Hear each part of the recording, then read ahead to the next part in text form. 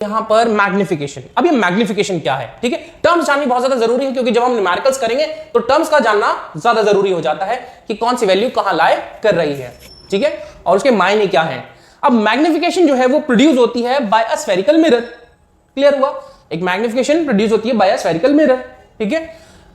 अब gives the relative extent to which the image of an object is magnified with the respect to the object size। अब simple से कहने का मतलब ये हो गया कि मैग्निफिकेशन आपको ये बताती है कि ऑब्जेक्ट हाइट के रिस्पेक्ट में इमेज हाइट कितनी बड़ी या कितनी छोटी है, कितनी मैग्निफाइड हो रही है, ठीक है, यही है मैग्निफिकेशन, ठीक है। तो basically in a simple words it is the ratio of the height of the image with respect to the height of the object, ठीक है।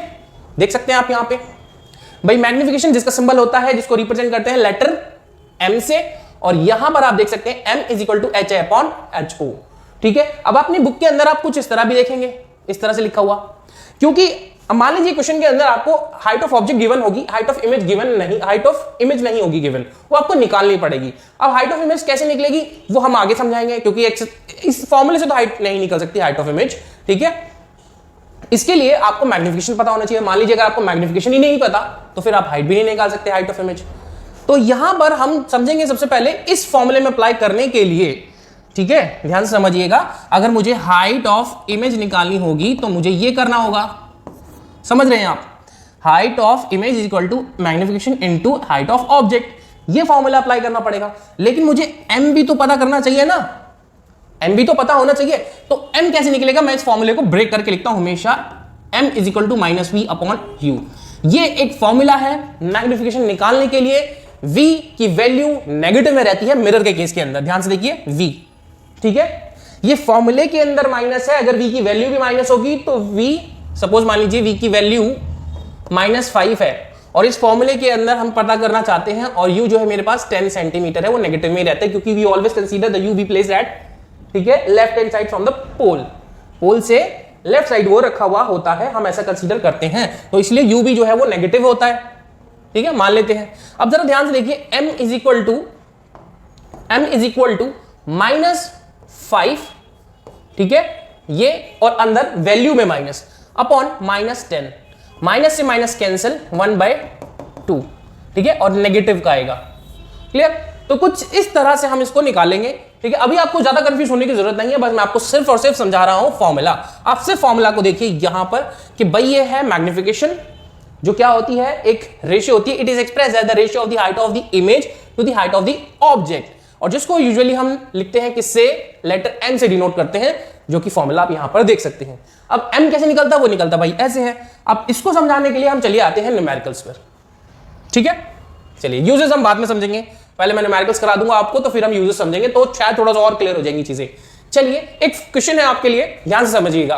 अ स्मॉल कैंडल, अब ऑब्जेक्ट क्या है, यहां पे कैंडल है, ठीक है, कैंडल का इमेज हम बनाएंगे 2.5 सेंटीमीटर इन अ साइज। अब एक चीज हमेशा ध्यान रखनी होगी आपको, जब भी आप क्वेश्चन को अटेम्प्ट करेंगे, न्यूमेरिकल्स अटेम्प्ट करेंगे, तो उसकी यूनिट को हमेशा देखना, ध्यान से समझिएगा। ये सेंटीमीटर में, ये भी सेंटीमीटर में है, ठीक है, बस दो वैल्यूज दे रखी है, सेंटीमीटर में है और एक और है सेंटीमीटर में, तो आपको कोई चेंज करने की जरूरत नहीं है। और आप लास्ट में ये भी देखेंगे कि वैल्यू मांग इसमें रहा है, मीटर में तो नहीं मांग रहा, मीटर में मांगेगा तो चेंज करना पड़ेगा, ठीक है। और कभी कभी क्या होगा कि यहाँ पे सेंटीमीटर दे देगा, यहाँ मीटर दे देगा, तो वो भी आपको ध्यान रखना होगा। बच्चे अक्सर ये गलती छोटी सी होती है लेकिन हो जाती है गलती, ध्यान नहीं देते जल्दबाजी के चक्कर में। A small candle 2.5 centimeter in a size placed at a 27 centimeter in front of a concave mirror।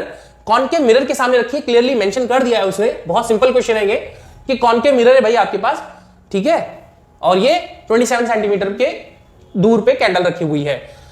Radius of curvature 36 centimetre है, आर उसने दे दिया 36 centimetre. At what distance from the mirror should a screen be placed in order to obtain a sharp image. देखो screen बोल रहा है, इसका मतलब तो ये रियल इमेज बनने वाली है, मैंने बताया ना स्क्रीन पर हमेशा रियल इमेज बनती है, ये हम क्लियर कर चुके हैं। Be placed in order to obtain a sharp image, describe the nature and the size of the image. आपसे नेचर भी पूछा है, साइज भी पूछा है। साइज मतलब है हाइट ऑफ इमेज से, ठीक है। अब इस क्वेश्चन को समझते हैं। देखिए सबसे पहले आप क्या करेंगे, क्वेश्चन को सॉल्व करने के लिए तरीका क्या है, गिवन वैल्यूज, इसके भी मार्क्स मिलते हैं आपको। गिवन वैल्यूज में अगर आप ध्यान से देखें आपको क्या क्या गिवन है, हाइट ऑफ ऑब्जेक्ट, ठीक है, ऑब्जेक्ट लिख लो या कैंडल लिख लो, क्योंकि है तो कैंडल भी एक ऑब्जेक्ट ही, HO 2.5 सेंटीमीटर, ठीक है। नेक्स्ट हाइट और डिस्टेंस, अब आपको दे रखा है distance, distance of object, object का जो डिस्टेंस है वो कितना है, सिंबल है u और ये है आपका 27 सेंटीमीटर। अब एक चीज आप मेरे को बताइए, देखिए जब भी मैं u की बात करूंगा ना तो आपको हमेशा ध्यान रखना होगा, क्या करना है आपको, नेगेटिव 27 सेंटीमीटर। अब आप कहेंगे सर आपने नेगेटिव क्यों लिया, अभी बताया कि हम क्या कंसीडर करते हैं कि भाई ऑब्जेक्ट हमारा कहां रखा हुआ है, ऑब्जेक्ट हमारा कहां रखा हुआ है, लेफ्ट साइड रखा है पोल से, और साइन कन्वेंशन में अभी मैंने आपको बताया लेफ्ट साइड मतलब नेगेटिव वैल्यू। ठीक है, देखिए दोबारा से, अगर आपको कोई कंफ्यूजन हो रही है तो ध्यान से देखिएगा, ये देखिए लेफ्ट साइड मतलब नेगेटिव वैल्यू। ठीक है, चलिए नेक्स्ट, और क्या गिवन है क्वेश्चन के अंदर, आपको रेडियस ऑफ कर्वेचर गिवन है, फोकल लेंथ डायरेक्ट नहीं दी हुई, रेडियस ऑफ कर्वेचर r। अब क्योंकि ये कॉन्केव मिरर है तो इसका कर्व भी कहां है, लेफ्ट साइड, तो इसका सेंटर भी इधर होगा लेफ्ट साइड, इसका प्रिंसिपल फोकस भी इधर होगा लेफ्ट साइड, है ना, पोल से लेफ्ट साइड ही तो जाएंगे ये, क्योंकि कॉन्केव मिरर है आपके पास। तो ये जो लेंथ है ये रेडियस होती है, ये भी लेफ्ट नेगेटिव रहेगी, ये वैल्यू भी नेगेटिव रहेगी क्योंकि पोल से लेफ्ट साइड है, नेगेटिव है। तो आपको एक रिलेशन पता होगा r इक्वल टू 2f, और f निकालने के लिए आपको क्या करना पड़ता है, r डिवाइड बाई 2। ठीक है, r डिवाइड बाई 2। तो अगर हम 36 की वैल्यू को डिवाइड बाई 2 कर देंगे तो आपको पता चल जाएगा आपकी फोकल लेंथ। ठीक है, negative 36 centimetre.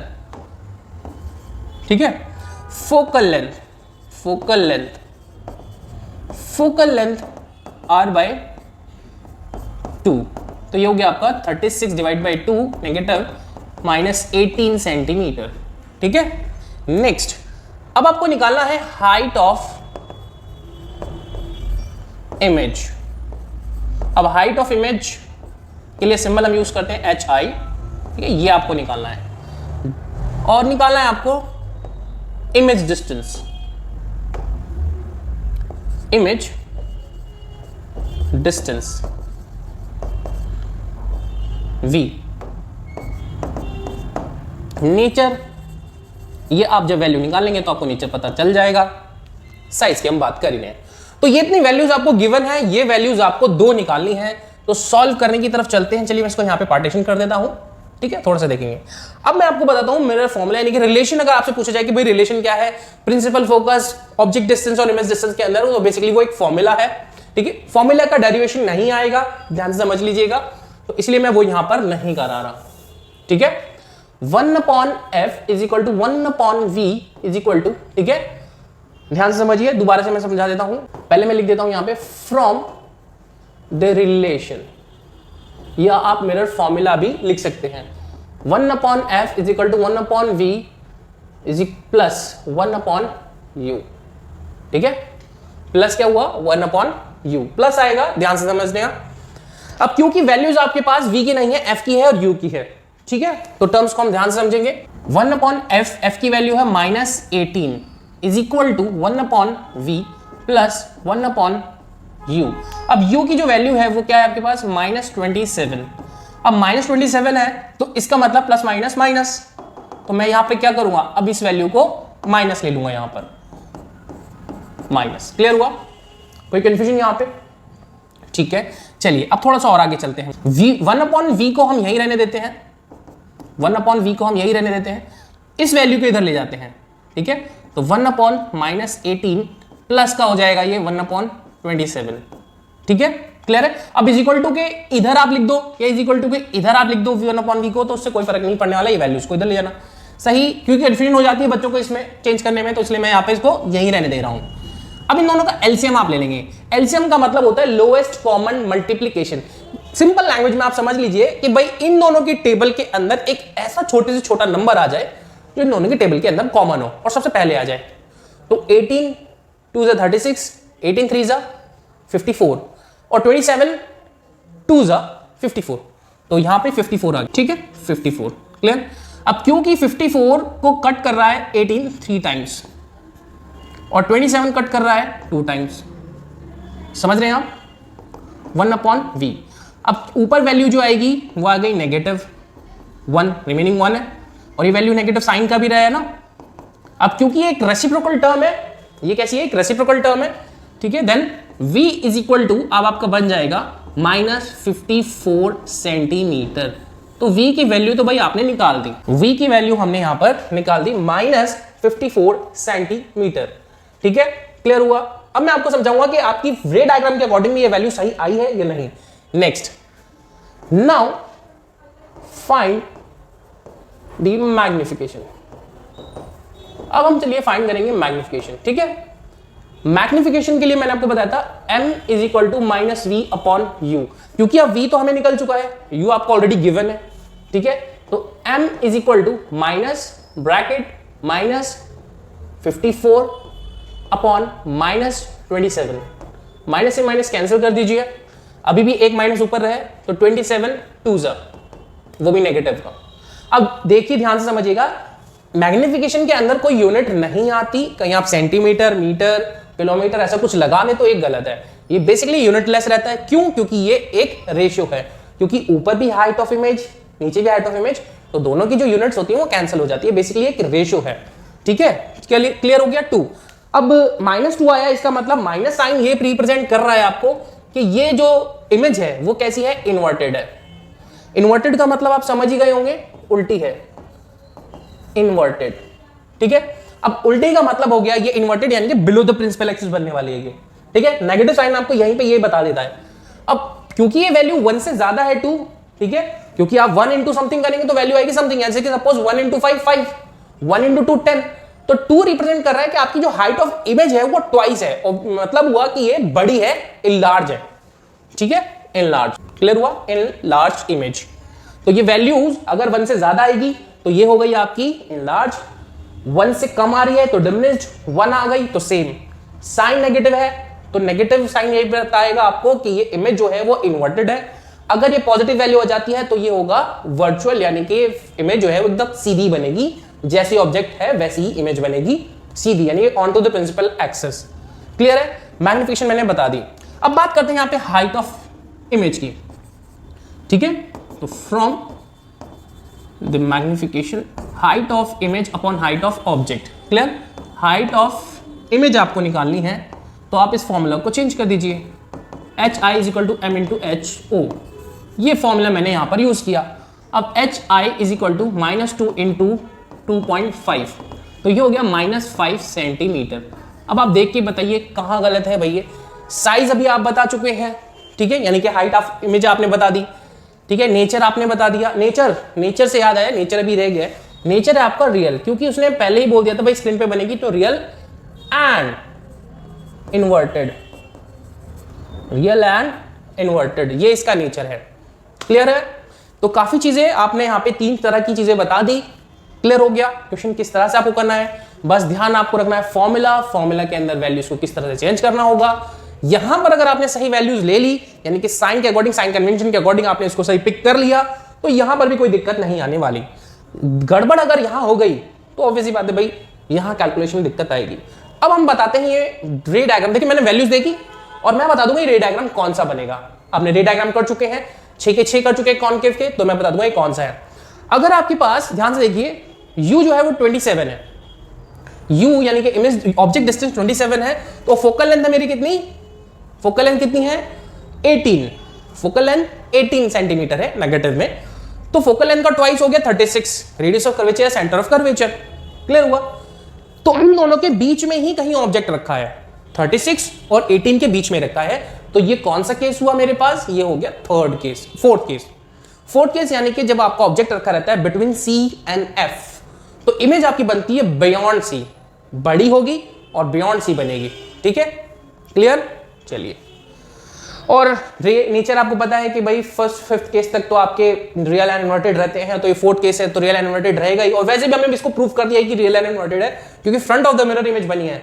Front of the mirror कैसे बनी है, क्योंकि ये नेगेटिव साइड बनी है, negative side front of the mirror होती है। ठीक है, नेगेटिव रिप्रेजेंट कर रहा है ना, और क्योंकि बियॉन्ड C है, C की वैल्यू 36 है, तो ये 54 वैल्यू आई है, तो बियॉन्ड C हो गई, उससे भी पीछे चली गई इमेज। ठीक है, इनलार्ज क्यों है, क्योंकि हाइट ऑफ ऑब्जेक्ट आपको देखो कितना है 2.5, और यहां पे तो इमेज ट्वाइस है 5, -5, और नेगेटिव बता रहे कि बिलो द प्रिंसिपल एक्सिस है, और हमने रे डायग्राम के अंदर भी यही चीज देखी थी। ठीक है, चलिए अब ये कुछ क्वेश्चंस मैंने दिए हुए हैं, अब इनमें से मैं एक क्वेश्चन आपको और कराऊंगा। ठीक है, बाकी आप करेंगे और ये आपके प्रैक्टिस के लिए भी है। और भी बहुत सारे सिंपल है। देखिए क्वेश्चन सिंपल आपकी बुक में है, आप उन्हें जाइए एनसीईआरटी में देखिए और सॉल्व कीजिए उनको, ठीक है। उनके सॉल्यूशन भी आपको एग्जांपल्स के अंदर मिल जाएंगे। बात आती है उनके टफ कॉल्स की, क्योंकि एग्जाम के अंदर उतना सिंपल नहीं दी जाती, लैंग्वेज घुमाई जाती है, क्वेश्चन को कॉम्प्लिकेट किया जाता है थोड़ा सा ही, ठीक है। सॉल्व करने के लिए तो वो भी बहुत इजीली सॉल्व हो जाते हैं, तो मैं वही 2-3 क्वेश्चन यहां पर आपको दिखाने वाला हूं, ठीक है। चलिए, तो ये वाला क्वेश्चन आप खुद करेंगे, ठीक है। फर्स्ट ध्यान से समझ लिए क्वेश्चन जी क्या है, मैं इसका हिंट आपको दे देता हूं, क्वेश्चन को समझते हैं। An object of a length 2.5 cm is placed at a distance of 1.5 f, ठीक है। क्वेश्चन आते ऐसे हैं, ध्यान से समझिएगा। उसने बोल दिया कि एक लेंथ है, यानी कि एक हाइट है ऑब्जेक्ट का जो कि 2.5 सेंटीमीटर है। अब यहां पर उसने बोल दिया कि जो डिस्टेंस है, ऑब्जेक्ट डिस्टेंस वो 1.5 f है। Exact correct value, real number नहीं दिया उसने, 1.5 f, ठीक है। यानी कि f कोई वैल्यू है, अगर जो f की वैल्यू होगी उसको 1.5 से इंटू कर दो तो आपको पता चल जाएगा कि हाँ भाई ये एग्जैक्टली नंबर है ऑब्जेक्ट डिस्टेंस का, तो वैसा उसने नहीं दिया। फ्रॉम अ कॉनकेव मिरर, ये मिरर भी आपको क्लियरली मेंशन कर दिया कि मिरर कौन सा है, कॉनकेव है। And where f is the magnitude of the focal length, ये कहता है जो f है ये मैग्नीट्यूड है फोकल लेंथ का, रियल नंबर नहीं है ये। The mirror and find the image distance and the height of nature of the image. आपको यहां पे v भी बताना पड़ेगा, आपको यहां पे नेचर भी बताना पड़ेगा, ठीक है, और हाइट ऑफ इमेज भी बताना पड़ेगा। क्लियर है? आप कहेंगे सर डेटा तो इतना गिवन नहीं है, क्या क्या पूछ रहे हो, हाँ क्वेश्चन कैसे आएगा, कैसे समझ ही नहीं आ रहा कुछ भी।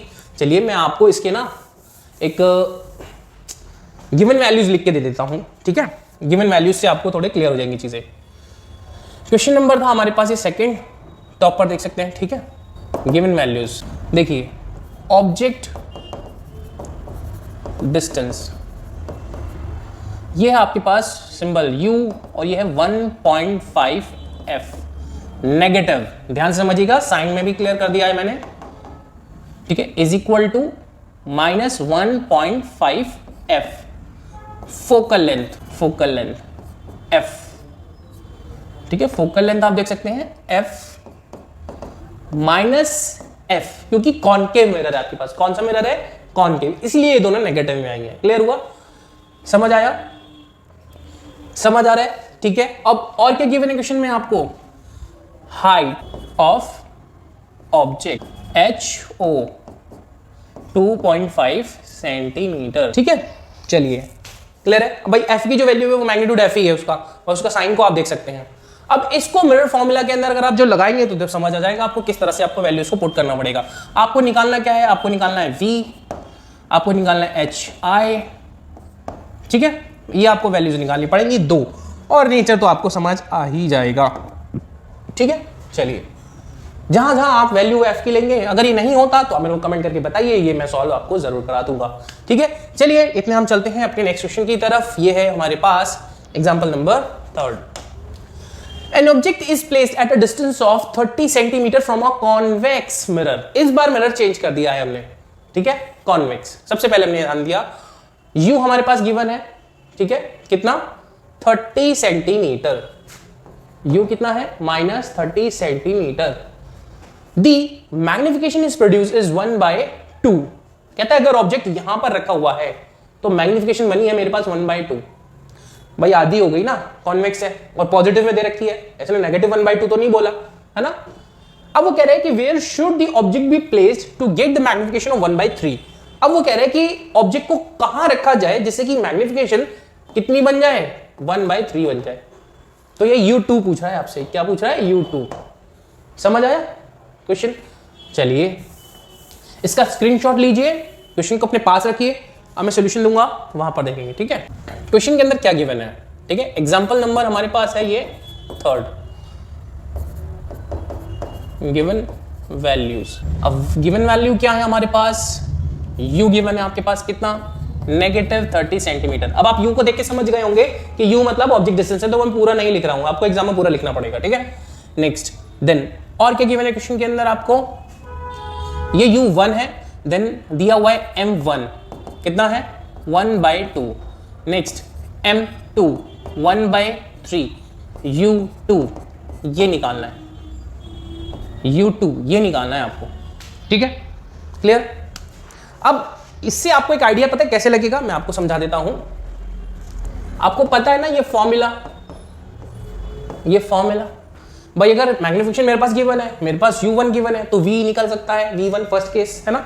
चलिए समझते हैं इसको भी, देखिए जल्दी से, ठीक है। तो from the relation m is equal to minus V upon U, यही तो फॉर्मूला है हमारे पास मैग्निफिकेशन के साथ, और v और u का रिलेशन है ना। तो 1/2 is equal to minus V upon minus 30, clear? Minus से माइनस कैंसिल हो जाए क्या, ठीक है। And then v is equal to कितना आ गया आपके पास, 15 सेंटीमीटर, ठीक है। चलिए मैं इसको नीचे लिख देता हूं, लाइन बच जाएगी। v इज इक्वल टू आ गया आपके पास 15 सेंटीमीटर, क्लियर है। नेक्स्ट अब आते हैं यहां पर, तो आपको v1 तो पता चल गया, अब इसको पुट कर देंगे मिरर फॉर्मूले में। किसमें करेंगे, mirror formula, mirror formula 1/f is equal to 1/v plus 1/u, क्योंकि अब f भी निकल जाएगा इससे। 1/f is equal to 1/15 plus 1/ कितना है, ये है 30। अब क्योंकि ये नेगेटिव की वैल्यू है, तो इसलिए जो वैल्यू है ये भी नेगेटिव का हो जाएगा, ठीक है। -30, एलसीएम ले लीजिए, 30 आ गया, ये हो गया 2, ये हो गया हमारे पास 1, ये हो गया 1, ठीक है। नेक्स्ट वैल्यू आ जाएगी 1/30, तो f इज इक्वल टू हो गया हमारे पास 30 सेंटीमीटर, ठीक है। तो f क्या हुआ मेरे पास यहाँ पर 30 सेंटीमीटर, तो f भी निकल गया मेरे पास। अब एक चीज हमेशा ध्यान रखने का, ऑब्जेक्ट को आप कितना ही हिलाइए, उसके रेस्पेक्ट में इमेज का डिस्टेंस, ठीक है, वेरी कर सकता है, कम ज्यादा हो सकता है, उसका साइज जो है वो वेरी हो सकता है। लेकिन अगर एक बार फोकल लेंथ आ जाती है, आप कैलकुलेट कर लेते हैं या वो फोकल लेंथ गिवन होती है, तो फोकल लेंथ उस मिरर या लेंस के रेस्पेक्ट में, मैं लेंस भी वर्ड यूज कर देता हूं क्योंकि आप आगे पढ़ेंगे, तो अभी फिलहाल आप समझिएगा मिरर, ठीक है। तो उस मिरर के रिस्पेक्ट की अगर कोई पर्टिकुलर फोकल लेंथ है तो वो चेंज नहीं होती, ठीक है। क्लियर हुआ? तो चलिए हमने यहां पर फोकल लेंथ भी निकाली है, जो कि आगे मेरे पास 30 सेंटीमीटर, क्लियर हुआ। नेक्स्ट आगे बढ़ते हैं हम यहां पे, अगेन यूजिंग मैग्निफिकेशन। अब उसने कहा हमसे कि भाई मैग्निफिकेशन 1/3 रखें, तो u2 क्या होगा, जो सेकंड ऑब्जेक्ट डिस्टेंस है वो क्या होगा, ठीक है। तो -v अपॉन u2, ध्यान से समझिएगा, ठीक है। ये m2 है, m2, तो v2 भी निकालना पड़ेगा इसके लिए आपको, इस सारे सेकंड केस हैं।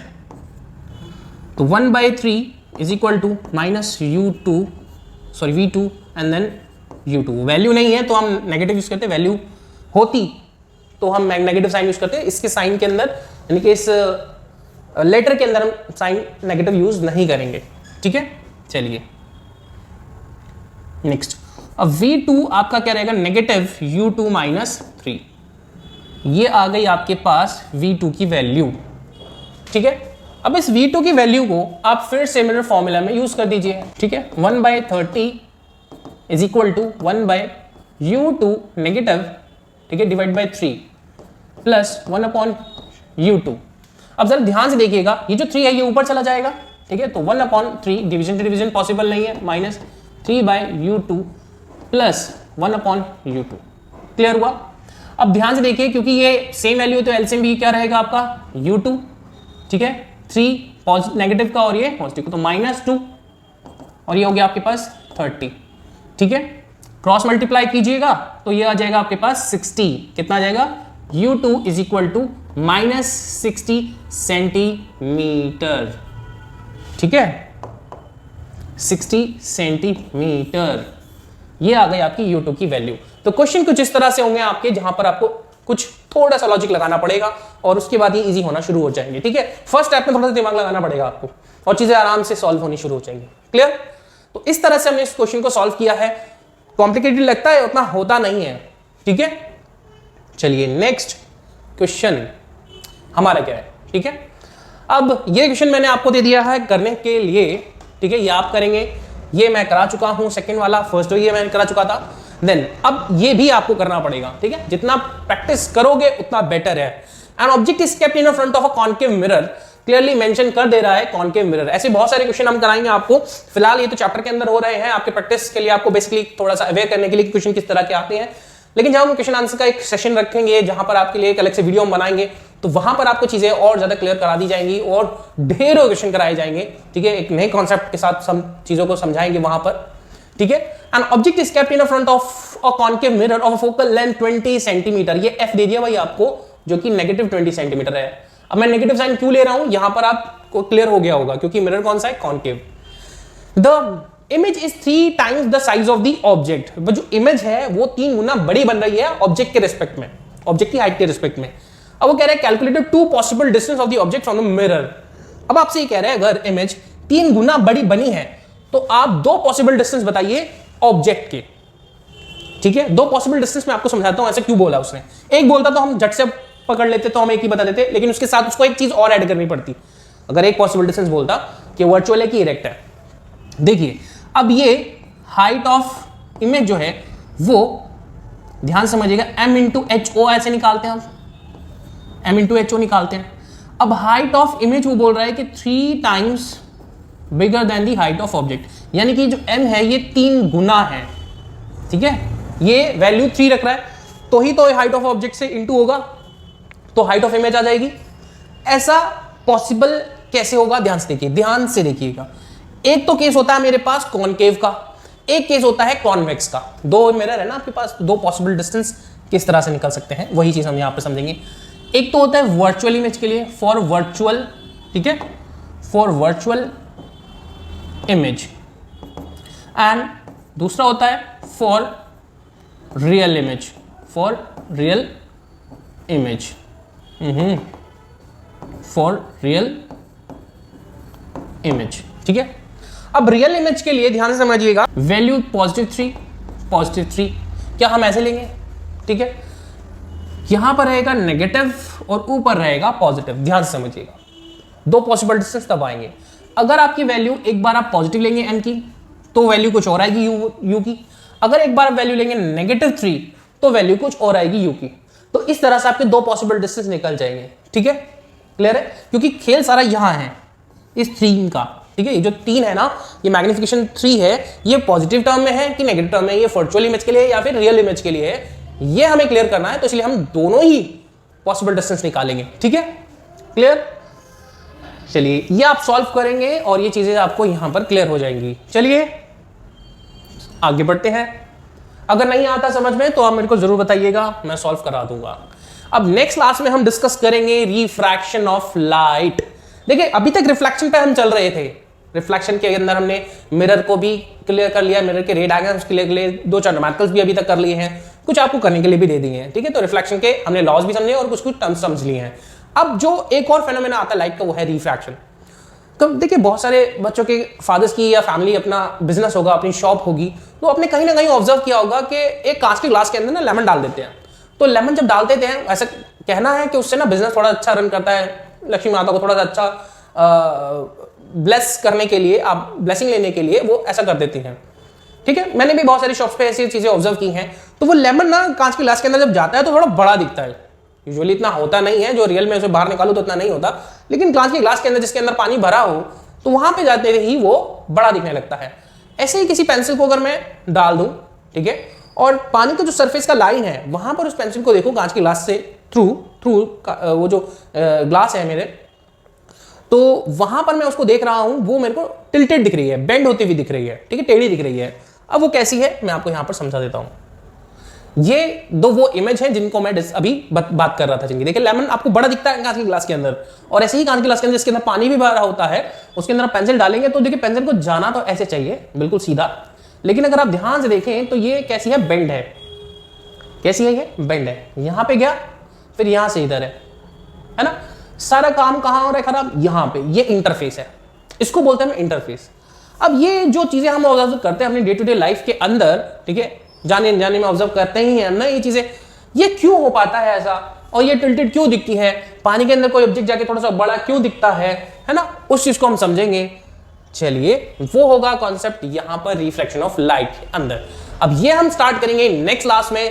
अभी तक जो हमने आपको कराया उसकी प्रैक्टिस कीजिए और कनेक्ट कीजिए हमसे, और जो चैनल पे नए हैं चैनल को लाइक कीजिए, सब्सक्राइब कीजिए और बेल आइकन प्रेस कीजिए। कोई कंफ्यूजन हो तो हमें कमेंट करके जरूर बताइएगा। So till then bye bye.